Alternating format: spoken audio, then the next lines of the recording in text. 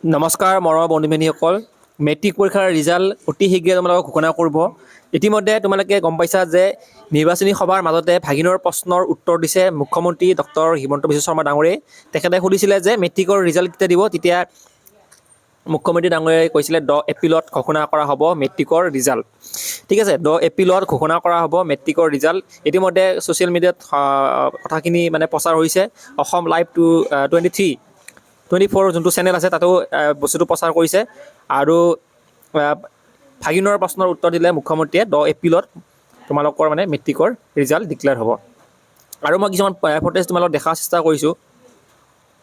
এতিয়া তোমালোকৰ মাজত ব্ৰেকিং নিউজ এটা হৈ পৰিছে যে 10 এপ্ৰিলত ঘোষণা হ'ব মেট্ৰিকৰ ফলাফল।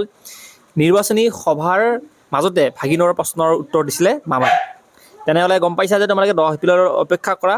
10 এপ্ৰিলত ঘোষণা হ'ব 2026 চনৰ মেট্ৰিক পৰীক্ষাৰ ফলাফল। মুখ্যমন্ত্ৰীৰ এই ঘোষণা আগবঢ়াইছে তোমালোকৰ মাজত। তোমালোকে পাৰিলে ভিডিঅ'টো সম্পূৰ্ণ শ্বেয়াৰ কৰি দিবা। তোমালোকে গমেই পাইছা যে 10 এপ্ৰিলত ঘোষণা কৰা হ'ব মেট্ৰিক পৰীক্ষাৰ ফলাফল।